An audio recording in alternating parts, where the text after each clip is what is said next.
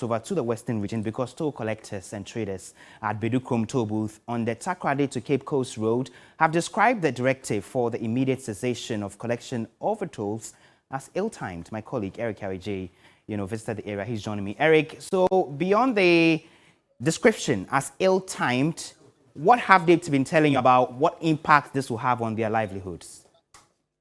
There are two categories of people that I spoke with at the Bedukrom toll booths. The one is the first category is the toll collectors themselves, and the other one was the scores of women who are selling around and at the toll booth because of the normal tailback associated with the presence of the toll booth.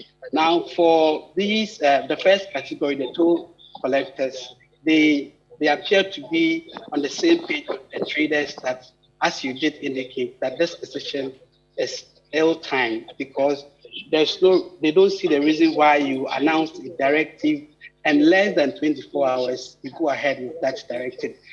For some of them, they were saying that for the traders particularly, they were saying that they are using loans for their activities, and only 2 days, only 3 days last week, some of them contracted new loans for their activities. So they were hoping that even if government has that intent, at least they should have government should have given them some grace period of like about a month or two, or even after Christmas, so that they will be able to pay back the loan. Okay. But this is so sudden, and they don't know what they are going to do. Now, for the toll collectors themselves, what's next for them is that they are hoping that government will send this decision, because should it stand, it will be very unbearable for them. Now, they speak of how difficult it is to get a job in Ghana now. So it's going to be difficult for them. Now, some related to me stories of how they had to spend years in the house before they were contracted at the various toll booths. And now they have to, less than 2 years, they are now out of job, and it is going to be unbearable for them. They will now have to begin the cycle of walking around in the scorching sun with their envelopes, brown envelopes, and looking for jobs again.